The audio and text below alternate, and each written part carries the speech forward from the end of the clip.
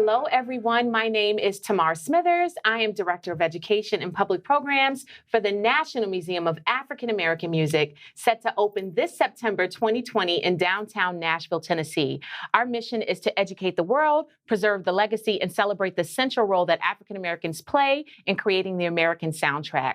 Today, we are so excited that you joined us for our Youth Thursdays. We are featuring our From Nothing to Something program and highlighting our lyrics unit. From Nothing to Something is a series of workshops that we normally take into school districts, community-based organizations, where we teach on how innovative African Americans and enslaved Africans had to be when they came to this country to create music. They didn't have their instruments. They had to use what they had in their mind to create music. And so we get something from nothing. Today, we're so excited to have our lyrics unit. I'm going to give you a little bit of background information on that. So lyrics is a tradition that has been handed down from generation to generation. Storytelling can be traced back to the days before humans could write. Although no one could say when the first story was told, the storyteller became a position of power and respect in most tribes and clans. The African American oral history began with Africans pre-slavery, which includes stories, sayings, songs, and proverbs that revealed values, traditions, and daily lived experiences. Storytellers gave their listeners narratives that incorporated realism, magic, and infused their storytelling with emotions, song, and dance. The oral tradition of storytelling continued through enslavement as a form of survival and resistance. These stories often help the enslaved to maintain culture, identity, and tradition. The oral tradition of storytelling eventually developed into songs with hidden messages, spoken stories, and poems, which we now know as hip-hop. The use of metaphor, rhythm, and wordplay found in hip-hop and rap music are all elements drawn from spoken word and lyricism. The combination of spoken word and lyricism merged to create music of resistance and tell the story of lived experiences while commenting on social, cultural, and political issues. Spoken word is a form of performance-based poetry that focuses on wordplay, storytelling, and incorporates music, song, and dance. The spoken word originated from the poetry of African Americans during the Harlem Renaissance. It resurged in the 1960s in the underground African American community during the Civil Rights Movement, touching on political, social, and cultural issues. This art form is still being performed today with a much larger platform. So when we think of the different classifications of instruments, we know that storytelling uses the vocal, right? So it's a vocal classification. Music genres that have been influenced are, like I mentioned, hip hop, jazz, spoken word, and some notable musicians are Langston Hughes, Zora Neale Hurston, The Last Poets, Common, Kanye West, and Jill Scott. My favorite spoken word artist, who I have had the pleasure of meeting this past year, is Miss Tia Smedley. Thank you so much for joining us today. Well.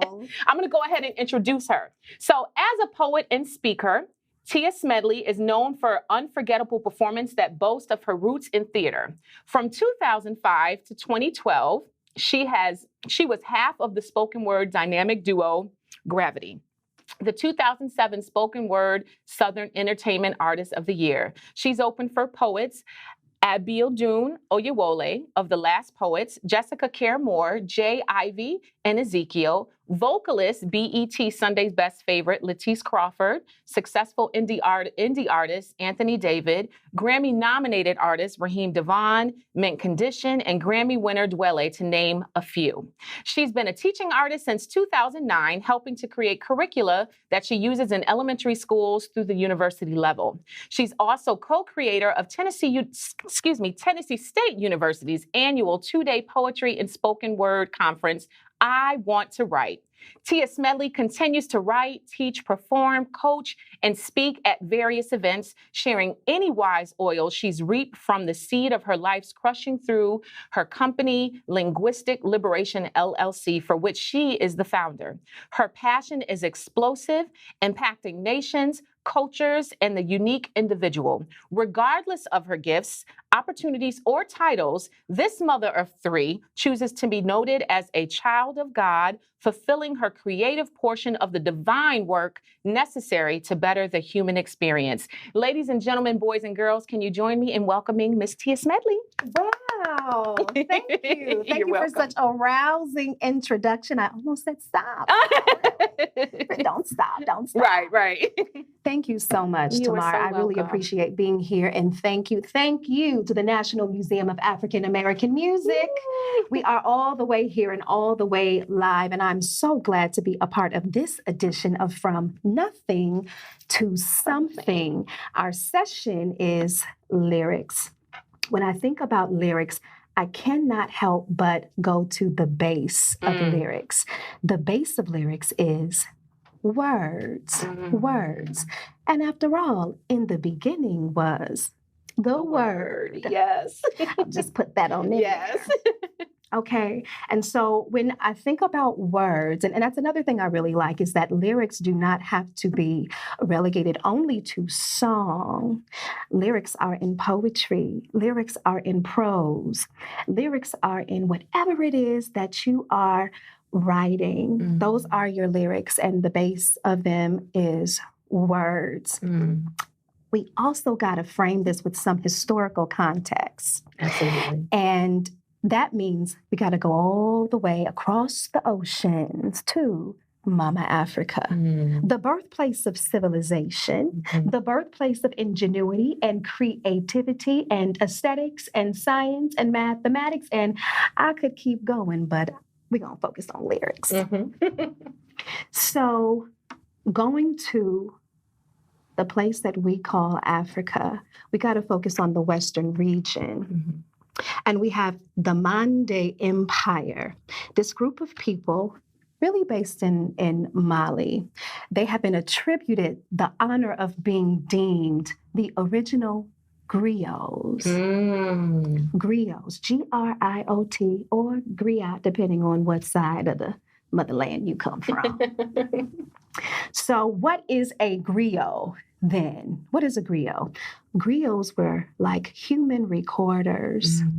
They had to have so much information and knowledge within themselves, memorized, and they were given the responsibility of sharing this information with the rest of the village, the rest of the community.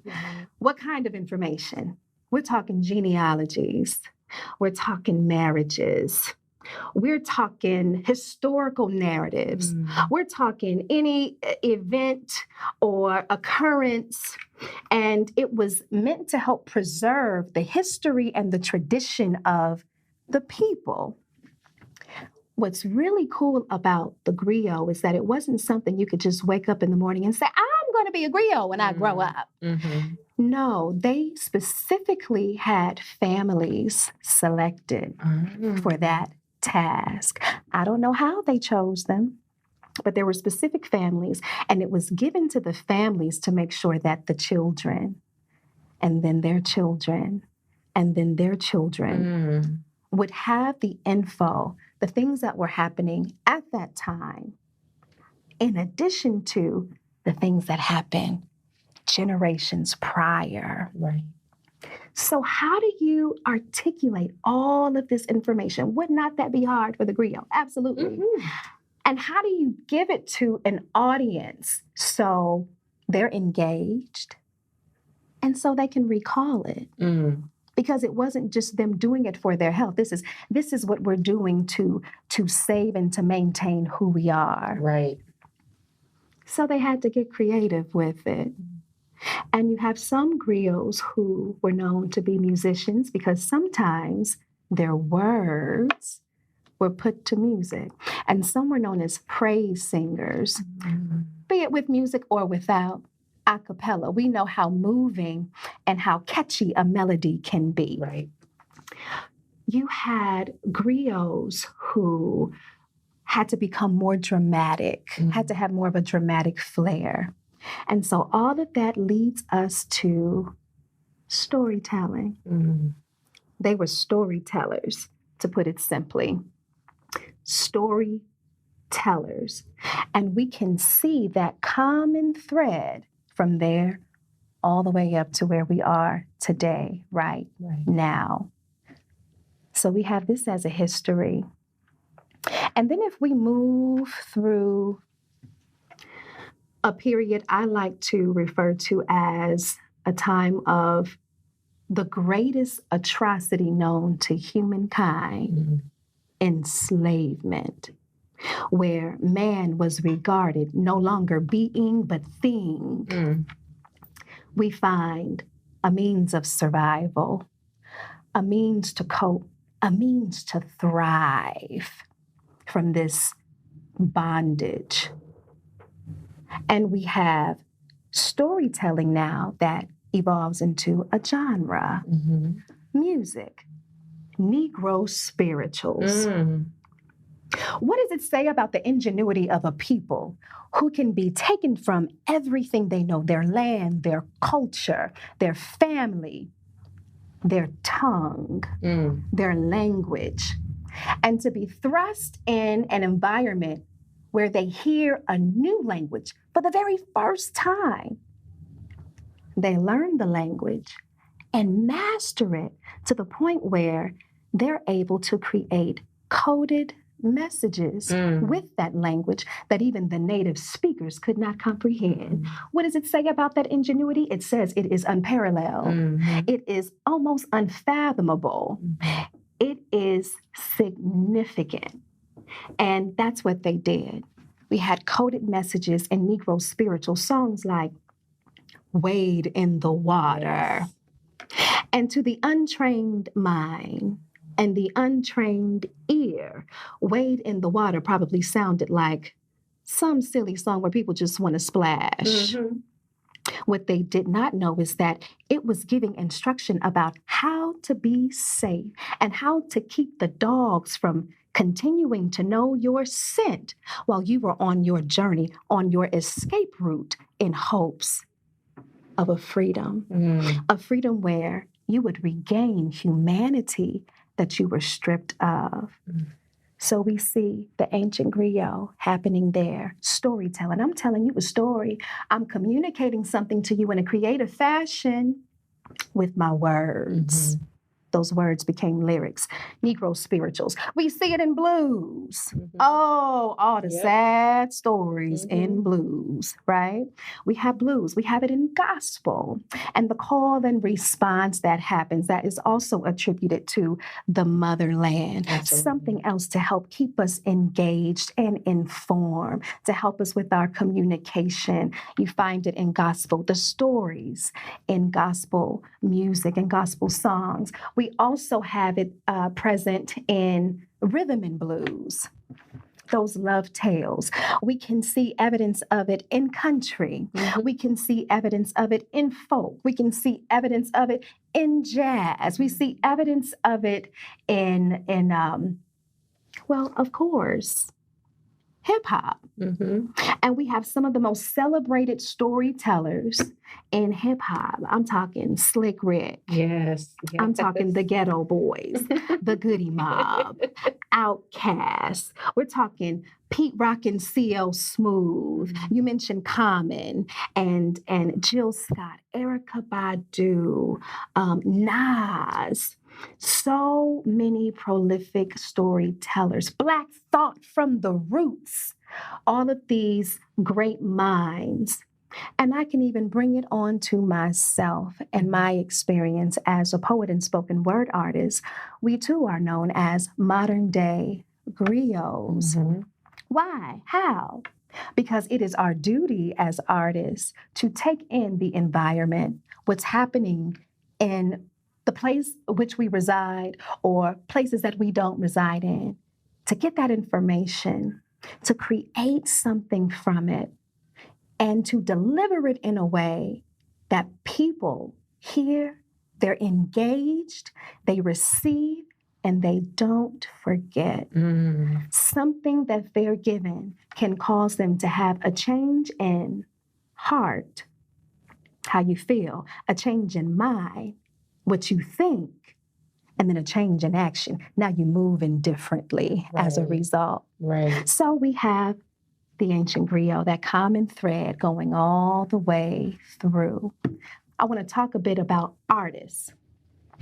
Since I mentioned artists, often we fall in love with artists not only because of their talent, not because they can sing so well or dance so well. The thing that causes us to have a loyalty that is not easily broken from our favorite artists is that they own their truth enough to show strength in their vulnerability to tell their story. So we have artists that tell their stories. And when they tell their stories, typically it's not about the pain. When I go in classrooms and I deal with students, it doesn't matter how old they are, I always say, when it's time for you to share, I don't want you to think about yourself sharing as in you're sharing your pain, more so than you are sharing how you've overcome. Right. Because we all have something to overcome. Absolutely. So when we find that in an artist, we go, oh, they get me. I get them. We won. I'm riding with them. Yeah. With that said, now we bring in our audience. You all have an opportunity to be a modern day griot. And this is how. You get to tell your own story. You get to tell something about your experience. And what I want to do is to make sure that in telling your story, you do so with excellence, but that you're doing it in a concise manner. So this is going to be called your essential life story. And if you have something to write with, great. If you don't, get your pen, get your pencil, get your journal, get your pad, get a piece of paper, get your computer, and get a blank Word document up. Because I'm getting ready to give you some instruction. You'll be able to complete this exercise when this is done, I promise you. And it's going to be a lot of fun. So what you need to do first, go ahead, think about your life. Think about, do you want to talk about your life from birth up to this point? Or do you want to focus on a specific experience? Ready? Set your time for 6 minutes. I'm up in the ante. Give yourselves a 6-minute limit. And you're going to write your life story in 24 words. Go ahead and write number 1, 24 words, 6 minutes. I don't want you to just give a list, your favorite color, your favorite dessert, your favorite sport. That's a list. That's not a story. I want you to make sense of the words you choose. Often when we are communicating in our English language, it's made up mostly of function words.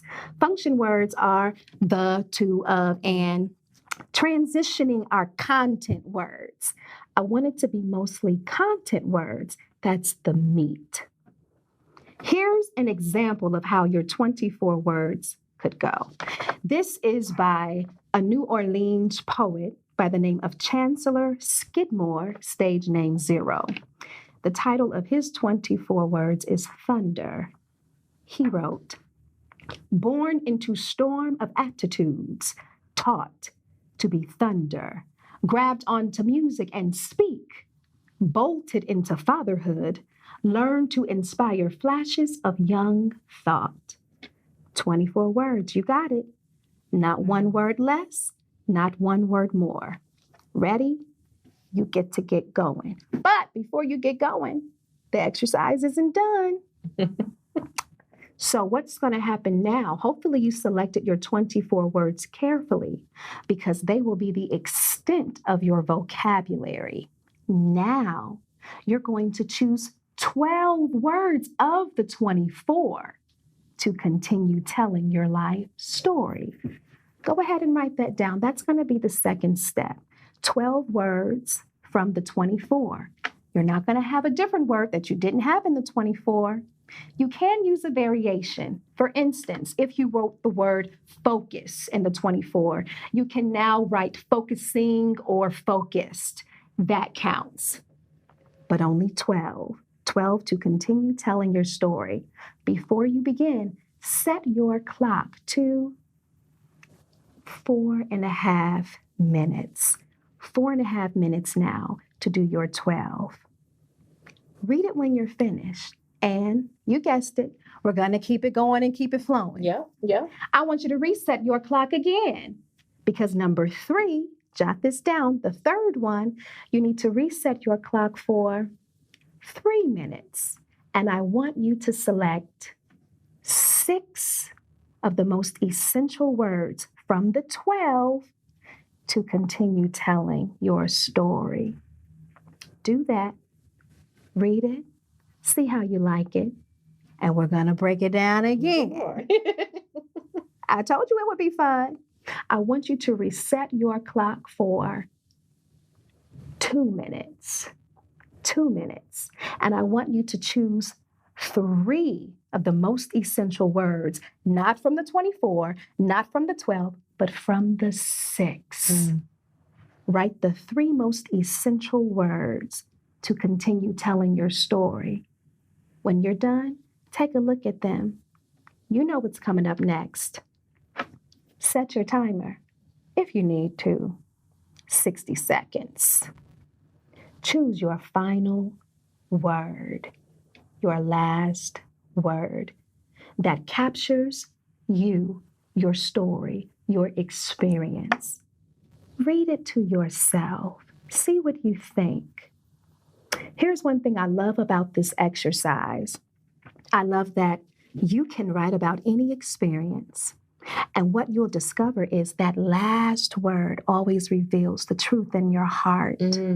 So if your last word is a word that is ugly to you and you hate it and you're like weak, but it's your truth, let it be right weak. Do the exercise a little bit later.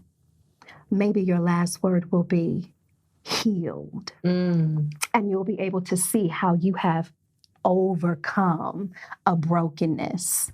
I love this exercise. This is a great way for you to produce lyrics, for you to have words, for you to tell your story. And how about you be that modern day griot? Yes. Share with somebody. Call up a friend, a peer, a colleague, a loved one, a family member. Share it with them. See what they have to say. Get their opinion. Hey, you can share it right here. Maybe on the website. Upload it. Perhaps you can upload a video of yourself sharing your story, your essential life story. But when you do, make sure you don't read it aloud saying, this is my 24, and this is my 12, and this is my 6. Read it all the way through, from your 24 on down to your final word. See what happens. I know my songwriters out there will probably be able to pick up on a refrain, a hook, a chorus, and be able to flip it and find where, oh, well, this is the beginning of a verse. This could be the beginning of a great song, of a dope signature piece if you're a poet, perhaps a hot rap. Who knows? But it is definitely an exercise I enjoy and a perfect means of creating something from that blank page. Nothing. I love it. I love it, love it, love it. Thank you so much. I can't wait to do this myself. Yes. So, like she said, if you are so inclined to do so, please do that and then share it on our Facebook page in the comments. If you want to do a video, please upload that and make sure you tag at the Namaam, Nmaam, so that way it can be shown. We thank you so much. I have a couple questions for you. We got a couple more minutes. Great. So this exercise was absolutely fabulous. Can you talk a little bit about how long you've been doing this work and what inspired you to do it? Sure. Well, as an artist educator, a teaching artist, I did get my start in 2009. So it's been a little over 10 years. And I really got into it just as a performer. So there was a gentleman who ended up seeing me out at, there's a place here, some of the older poets know we would call, the old Kijijis. And then there's the new Kijijis. Shout out to the Jeffersons, the owners of Kijiji's Coffee House. But there was a time they would let poets come in and perform on Friday nights. And I remember it would be more packed than a club. Wow. all ages, cross-generational. You had the elders there. You had the babies there, people there with their children, and everyone going up and hitting the stage. And whether it was memorized or whether it was written or memo-written, we would enjoy listening to each other. And it was very reminiscent of, I'm sure, the Harlem Renaissance. And you have these great minds coming together and collaborating and encouraging one another in their art form. But he saw me. He said, "Oh, so you're the one people have been telling me about. I want to have lunch with you." I said, "Well, okay, so you're the one I've been getting the emails about. Let's do lunch." And we did lunch, and the rest was history. It's interesting that at one point, I did not even think that I was qualified. Ain't that something? The way we love ourselves little. I didn't think I was qualified because at that point, I didn't have all of the requirements that were being asked in the email. So I had been getting forwarded this email. I think you'd be great to be teaching in the classroom. They're looking for poets. They're looking for spoken word artists to teach this genre. And I would dismiss it. Thankfully, eventually, I did. I ended up doing it. I learned that God had given me a gift to teach, and it just inspired me to finish what I had started.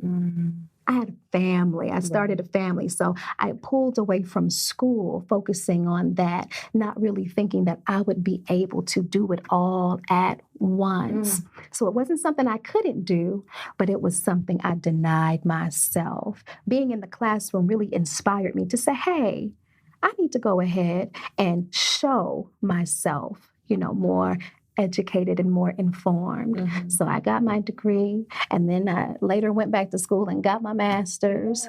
And here we are still teaching long and strong and making an impact every day in people's lives, whether in elementary school or whether 75 years of age on up. I love it. So I'm grateful. I love it. And we're grateful for you. Thank you. You're welcome. So one last question. You talked about inspiration. And so if you could give any sort of advice for our young people who are watching that maybe want to aspire to be a spoken word artist or artist or vocalist, what piece of advice would you give them? I would say read. I'd say whatever it is that you want to be, anything that you want to do, you need to do your research. Study those who came before. Find someone who is doing something in a manner that you would love to do it. Do your research to find out, well, what made them get started? Do you have anything in common with that person? Do you have any mentors near you that can pour into you as you are on that journey? And they may not be in that same genre. It may not be a poet or a spoken word artist.